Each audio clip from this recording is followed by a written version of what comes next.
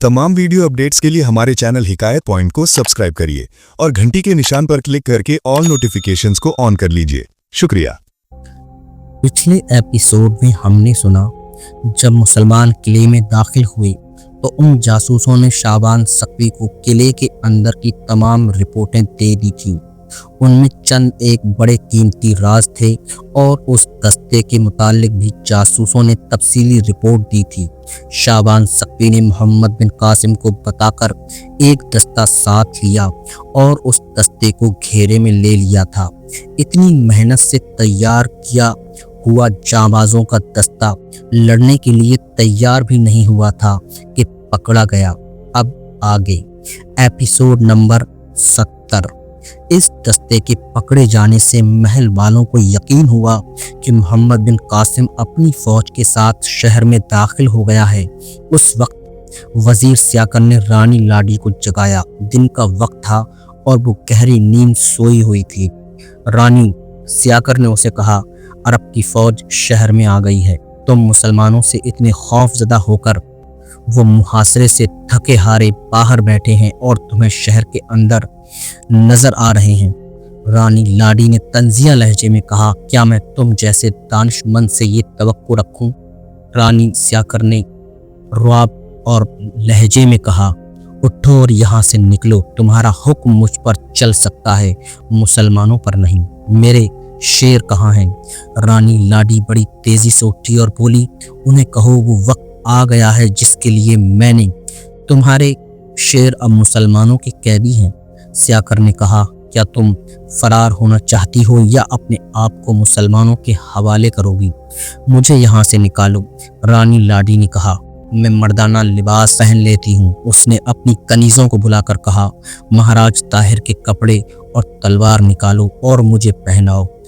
थोड़े से वक्त में वो राजा ताहिर के लिबास में मलबूस हो गई और बाहर को चल पड़ी। लेकिन महल के अहाते से निकली भी न थी कि 15-16 मुसलमान सवार महल के अहाते में दाखिल हुए। उनके आगे आगे शाबान सक़वी था। उसने लाडी को रोक लिया। मैं तुम्हारी इताअत कबूल कर चुका हूँ। रानी लाडी ने अपनी आवाज़ में मर्दों जैसा भारीपन पैदा करते हुए कहा, मैं लड़ने वालों में से नहीं। ए खातून, शाबान सक़वी ने मुस्कुराते हुए कहा, अगर भेड़ शेर बन सकती है तो तुम यकीनन आदमी हो, लेकिन मुझे ये भी यकीन है कि सिंध और हिंद ने अभी तक ऐसा खूबसूरत आदमी पैदा नहीं किया जिसका चेहरा औरतों जैसा हो। अपने हाथ से पगड़ी उतार दो और बताओ तुम कौन हो। उसने अपने सवारों से कहा, महल में जाकर हर उस मर्द और औरत, आका और गुलाम को पकड़ लो जो वहां मौजूद है। सवारों के जाने के बाद शाबान सक़वी ने घोड़ा लाडी के घोड़े के करीब किया और हाथ लंबा करके लाडी के सर से पगड़ी उतार दी। उसके लंबे बाल उसके कंधों और पीठ पर बिखर गए। क्या तुम्हें किसी ने बताया नहीं कि हम औरतों पर हाथ नहीं उठाया करते? शाबान सक़वी ने कहा, तुम कोई मामूली औरत नहीं हो। राजा ताहिर के साथ तुम्हारा क्या रिश्ता है? मैं महाराज ताहिर की बीवी हूँ। लाडी ने कहा, रानी लाडी, वो दस्ता कहाँ है जिसे तुमने हमारे मुकाबले के लिए तैयार किया था? शाबान सक़वी ने पूछा, मैंने सुना है कि उसे तुम्हारे मुकाबले में आने की मोहलत ही नहीं मिली।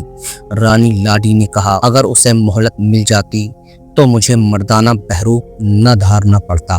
कुछ देर बाद रानी लाडी मोहम्मद बिन कासिम के सामने खड़ी थी। उसे महल में ले जाओ। मोहम्मद बिन कासिम ने कहा, उसे अपने कपड़े पहनने दो और उसे इज्जत और एहतराम से वहीं रखो। उसे उसके महल में पहुंचा दिया गया और राजा ताहिर के वजीर सियाकर को मोहम्मद बिन कासिम के सामने ले जाया गया और उसे बताया गया कि सियाकर राजा ताहिर का मंजूर नज़र है और दानिशमंद वजीर है। मोहम्मद बिन कासिम ने उसे पहचान लिया क्योंकि वो उससे पहले भी मिल चुका था। मैं सिर्फ ये पूछना चाहता हूँ कि हमारे शहर के लोगों के साथ आपकी फौज क्या सलूक कर रही है? सियाकर ने मोहम्मद बिन कासिम से पूछा, वही सलूक जो तुम्हारे साथ हो रहा है। मोहम्मद बिन कासिम ने कहा, किसी को जंगी कैदी या गुलाम नहीं बनाया जाएगा। तुम्हारी ये हैसियत बरकरार रहेगी। तुम्हारी रानी को मैंने उसके महल में भेज दिया है। तीसरे या चौथे दिन मोहम्मद बिन कासिम को इत्तला मिली कि कमोबेश 1000 आदमी जिनके सर भी मुड़े हुए हैं ابرو اور مونچھیں بھی اس طرح سے صاف کی ہوئی ہیں ملنے آئے ہیں۔ محمد بن قاسم باہر نکلا۔ ان 1000 آدمیوں کو دیکھا، وہ ہجوم کی صورت میں نہیں بلکہ ایک ترتیب میں کھڑے تھے اور سب کا حلیہ اور لباس ایک جیسا تھا۔ یہ کون لوگ ہیں؟ محمد بن قاسم نے سندھی ترجمان سے کہا، ان سے پوچھو یہ یہاں کی فوج کا کوئی خاص دستہ معلوم ہوتے ہیں؟ ترجمان نے ان سے پوچھا، ہمارا تعلق کسی فوج کے ساتھ نہیں۔ ان میں سے ایک نے آگے بڑھ کر کہا، ہم برہمن ہیں، ہمارے بہت سے ساتھیوں نے خودکشی کر لی ہے، ہم آپ کو ان کی لاشیں دکھا سکتے ہیں۔ تم لوگوں نے خودکشی کیوں نہیں کی؟ محمد بن قاسم نے پوچھا، کیا تمہارا مذہب خودکشی کی اجازت دیتا ہے؟ نہیں۔ ان برہمنوں کے نمائندے نے کہا، جنہوں نے خودکشی کی ہے انہوں نے راجا کے ساتھ اپنی وفاداری کا اظہار کیا ہے، لیکن ہم اس کے وفادار ہیں جس نے ہمیں پیدا کیا اور ہمیں اونچی ذات دی، اور ہم ان لوگوں کے وفادار ہیں جو ہمیں اونچی ذات کا سمجھ کر بڑا اونچا درجہ دیتے ہیں۔ کیا تم لوگ مجھ سے اپنا اونچا درجہ تسلیم کروانے آئے ہو؟ محمد بن قاسم نے پوچھا، ہم یہ پوچھنے آئے ہیں کہ ہمارے متعلق یعنی برہمن ذات کے متعلق آپ کا فیصلہ کیا ہوگا؟ ان کے نمائندے نے پوچھا، اگر تم لڑنے والوں میں سے نہیں اور لڑنے کا ارادہ بھی نہیں رکھتے تو ہم تمہیں امن و امان میں رکھیں گے۔ محمد بن قاسم نے کہا، لیکن ہم تمہیں دوسرے انسانوں سے بڑھ کر تسلیم نہیں کریں گے۔ ہمارا مذہب امیر کو غریب پر، کبیر کو صغیر پر بالادستی کی اجازت نہیں دیتا۔ میں اس فوج کا سپہ سالار ہوں اور تمہارے ملک کا امیر مقرر کیا گیا ہوں، لیکن میں اپنے اللہ کا ویسا ہی سپاہی ہوں جیسے میری فوج کا ایک ادنا سپاہی ہے۔ مجھے امامت کے فرائض بھی سونپے گئے ہیں۔ یہ فرائض ایسے ہی ہیں جیسے تمہارے سب سے بڑے پنڈت یا پروہت کے ہوتے ہیں، لیکن اللہ کی نگاہ میں میرا درجہ اور میرا ثواب اتنا ہی ہے جتنا میرے پیچھے نمازیں پڑھنے والوں کا ہے۔ مجھے کسی بھی مقتدی پر ذرا سی بھی برتری حاصل نہیں۔ ہم تمہیں یہاں کے لوگوں کے برابر رکھیں گے اور انہی جیسے حقوق دیں گے، اور اگر تم کسی اور طریقے سے لوگوں پر اپنی برتری جتاؤ گے تو یہ ایسا جرم ہوگا جسے ہمارے دین کا ضابطہ معاف نہیں کرے گا۔ ہم آپ کے اس حکم کی تعمیل کریں گے۔ برہمنوں کے نمائندے نے کہا، اے سالار اسلام، ہمیں یہ بتا دیں کہ ہمیں اپنے مندر میں عبادت کی آزادی حاصل ہوگی یا نہیں، یا آپ تلوار کی نوک پر ہمیں اپنا مذہب قبول کرنے پر آمادہ کریں گے۔ میں یہ حکم جاری کر چکا ہوں کہ کسی بھی مذہب کی عبادت گاہ کو نقصان نہ پہنچایا جائے، نہ کسی طریقے سے بے حرمتی کی جائے۔ محمد بن قاسم نے کہا، ہم کسی غیر مسلم کو قبول اسلام پر مجبور نہیں کریں گے۔ میں تمہیں یہ ضرور کہوں گا کہ ہمارے مذہب کی تعلیمات کو غور سے دیکھنا، اور یہ بھی دیکھنا کہ ہم لوگ ان تعلیمات کے مطابق عمل کرتے ہیں یا نہیں۔ ہمارا راجہ مارا گیا ہے۔ برہمنوں کے نمائندے نے کہا، ہم اس کے وفادار تھے، اس کے ماتم میں ہم نے اپنے سر منڈوا دیے ہیں۔ یہ ہمارے ہاں کا رواج ہے کہ باپ مر جاتا ہے تو سب سے بڑا بیٹا اس طرح سے سر منڈوا دیتا ہے۔ اب آپ ہمارے راجہ ہیں، ہم آپ کے ساتھ ویسے ہی وفادار رہیں گے جیسے اپنے راجہ کے ساتھ تھے۔ مورخوں نے محمد بن قاسم اور ان پنڈتوں کی اس گفتگو کے بعد لکھا ہے کہ محمد بن قاسم راجہ طاہر کے خاندان کے افراد کے متعلق صحیح معلومات لینا چاہتا تھا۔ اس نے ان برہمنوں سے کہا کہ وہ اس کے وفادار رہیں تو یہ بتائیں کہ راجہ طاہر کے خاندان کے وہ افراد کہاں ہیں جو مسلمانوں کے خلاف لڑنے کے لیے تیار ہیں۔ یہاں صرف رانی لاڈی تھی۔ بڑے برہمن نے کہا، اسے آپ اپنے پاس لے آئے ہیں۔ اس نے فوج میں سے بہت سے آدمیوں کو نکال کر اپنے ساتھ رکھ لیا تھا۔ یہ بڑے وحشی اور خونخوار سپاہی تھے، آپ نے انہیں بھی پکڑ لیا ہے۔ رانی لاڈی آپ کے لیے بہت خطرناک ثابت ہو سکتی تھی، اسے آپ زہر سے بھری ہوئی ایک ناگن سمجھیں۔ آپ نے اس کا زہر مار ڈالا ہے۔ ہم اپنی وفاداری ثابت کرنے کے لیے ایک اور بات آپ کو بتا دیتے ہیں۔ ایک اور برہمن نے کہا، رانی لاڈی جوان عورت ہے، آپ نے اس کا حسن دیکھ لیا ہے، اس کی آواز میں موسیقی کا ترنم ہے، اس کے جسم میں طلسماتی کشش ہے، اور آپ نوجوان ہیں، कहीं ऐसा ना हो कि ये तिलिस्म आपकी जवानी को अंधा कर दे। मोहम्मद बिन कासिम ने कुछ भी न कहा। उसके चेहरे पर जो तासुर पहले था वही रहा। दूसरी औरत जो आपके लिए खतरनाक साबित हो सकती थी वो माई रानी है। ब्राह्मणों के नुमाइंदे ने कहा, आपको शायद मालूम होगा कि महाराज ताहिर के साथ उस औरत के 2 रिश्ते थे। वो महाराज की सगी बहन थी और उसकी बीवी भी थी। हम पहले ही डरते थे कि हम पर भगवान का कहर टूटेगा। ये कलयुग की निशानी है कि भाई ने अपनी बहन को बीवी बना लिया। माई रानी कहाँ है? मोहम्मद बिन कासिम ने पूछा।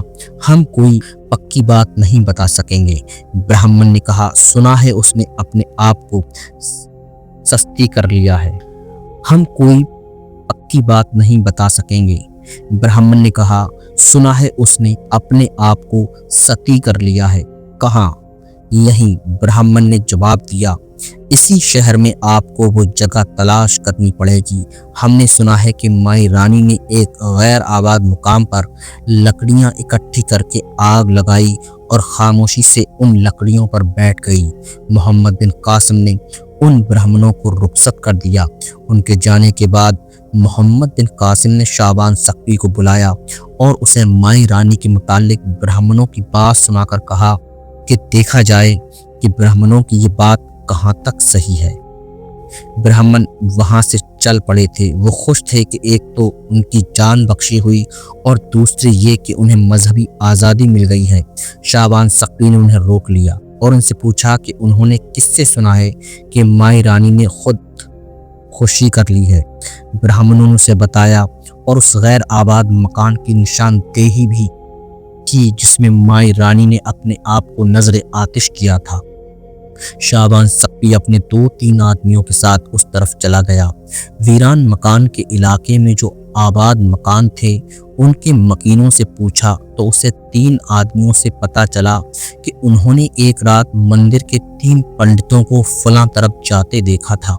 उनमें से एक ने बताया कि बहुत देर बाद उसने 3 पंडितों में से सिर्फ 2 को वापस जाते देखा था। शाबान सख्ती ने उस आदमी को साथ लिया और ये आदमी उसे एक मकान तक ले गया जो आबादी से अलग थलग था। उसके इर्द गिर्द घने दरख्त थे और एक तरफ बुलंद टीला था। उसके दरवाजे थे, दोनों बंद थे। दोनों के किवाड़ों को धकेला तो ये अंदर से बंद थे। दस्तक दी तो अंदर से कोई जवाब न मिला। तुम अंदर वालों को पुकारो, शाबान सख्ती ने उस आदमी से कहा जो उसे मकान दिखाने आया था। नहीं, उन्हें कहो कि तुम पर कोई हाथ नहीं उठाएगा और किसी किस्म की सख्ती नहीं की जाएगी। यहाँ कोई नहीं रहता। उस आदमी ने कहा, अगर कोई अंदर है तो वो इस मकान का मकीन नहीं हो सकता है कोई यहाँ आकर छिप गया हो। आप दरवाज़ा तोड़ दें। शाबान सख्ती ने अपने आदमियों को इशारा किया तो उन्होंने एक दरवाजे के किवाड़ तोड़ दिए। फिर शाबान सख्ती और उसके आदमी तलवारें निकालकर बड़ी तेजी से अंदर गए। मकान बड़ा ही हैबतनाक था।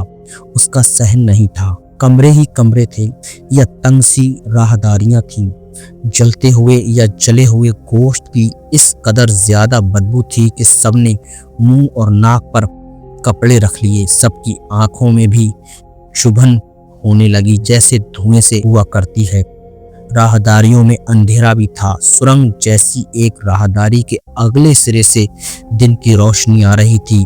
वहां तक पहुंचे तो छोटा सा एक सहन आ गया जो इर्द गिर्द दीवारों की वजह से चौकोर कुआं लगता था। वहां जली हुई लकड़ियों का अंबार था। उनकी राख पर 3 जली हुई लाशें पड़ी थीं जो जलकर कोयलों की तरह स्याह हो गई थीं। चेहरे नहीं पहचाने जाते थे। लाशें फूली हुई थीं। चेहरे भी इस तरह फूले हुए थे कि आंखें, नाकें और होंठ गायब हो गए थे।